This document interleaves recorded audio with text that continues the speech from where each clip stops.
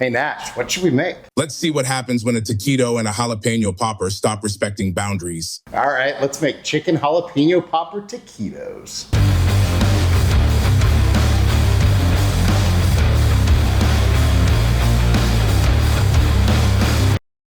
Welcome back to Chaos Kitchen, where we like to turn things into other things sometimes. I was thinking, we've made a ton of different jalapeno poppers, but why not turn a jalapeno popper into a taquito, which as far as I can tell means little taco. And ironically, burrito means little donkey, but that's a whole story for another time. Poorly done Spanish lessons aside, our plan is to take chicken and bacon and all the stuff that goes inside a jalapeno popper, plus the jalapeno, all that good stuff, put inside a taquito, cook them till they're crunchy, and it should be a delicious thing you could serve at a party, bring to a party, serve to people when they come over to your house, game day, whatever, or just eat all yourself, whatever floats your boat. That's the plan. So without further ado, let's go.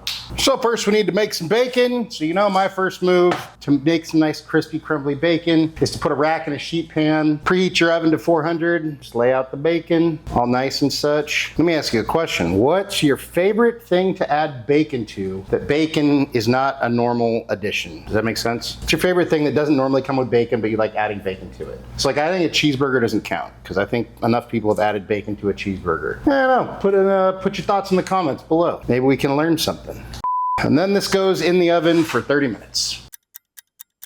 And there's our bacon after 30 minutes. It's done and it's gonna be pretty crispy, but if you want it even crispier, I'd probably let it go for like an extra 5. And definitely don't touch it while it's still hot. That's a really dumb idea. You really are an idiot. Do as I say, not as I do.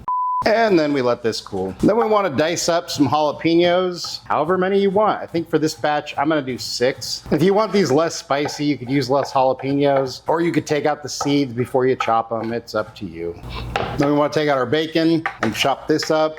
Now, if you made your bacon crispy enough where you can just crumble it, do that, because that's easier. Then you want about a ½ pound to a pound of shredded rotisserie chicken, or you could just cook chicken, whatever. I'm just gonna give this a quick chop just to make sure there's no big chunks or anything like that. Then we take out a cheese grater. No need to watch the cutting board. The chicken and the cheese are all going to the same place. And then grate about 8 ounces of cheddar cheese. Then to a large bowl that we've already added our chicken and our bacon to, we add in 8 ounces or 1 brick or block, whatever you want to call it, of softened cream cheese. If you use unsoftened cream cheese, the next part is going to be very difficult.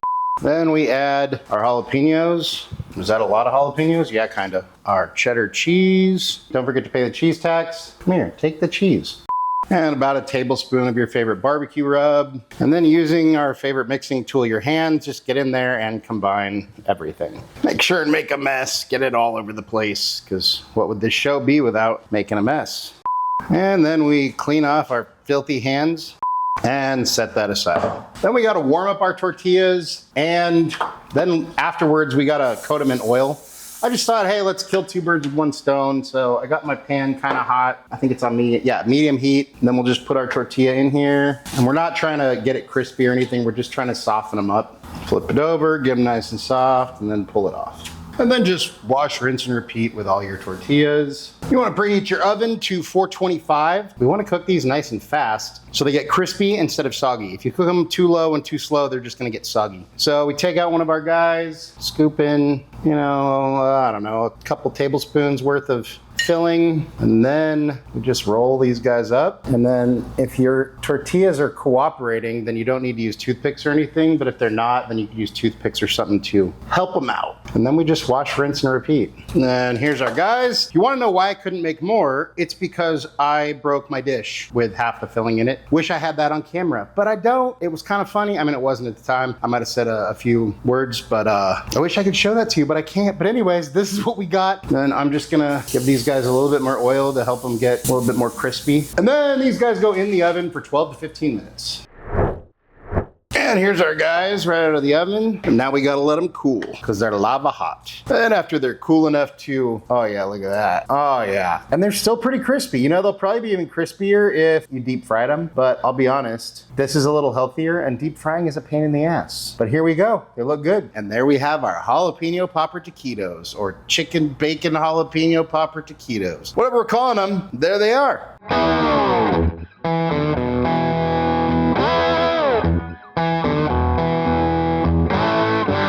And it's time for a bite. Cheers.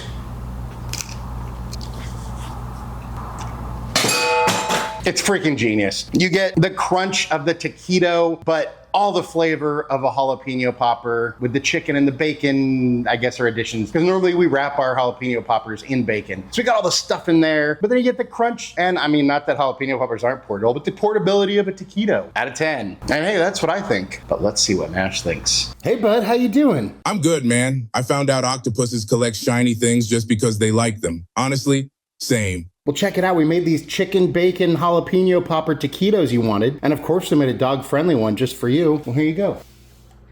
What do you think? It's crispy, cheesy, spicy, and somehow every bite makes me want another one. Anything you want to say to your fans? The best memories usually start with someone saying, "You have to try this." Nash approves, I approve. Another great dish that will absolutely disappear if you serve it to people, bring it to a party, or it may even disappear if you're the only person there. I'm just saying. Definitely go try it. Thank you so much for watching. Really appreciate you all. If you enjoyed this video, go hit the like button. And hey, if you want to see more of our crazy fusion type videos, go check them out somewhere over here. And just remember, cook more, eat better, embrace the chaos. Until next time, be good and peace.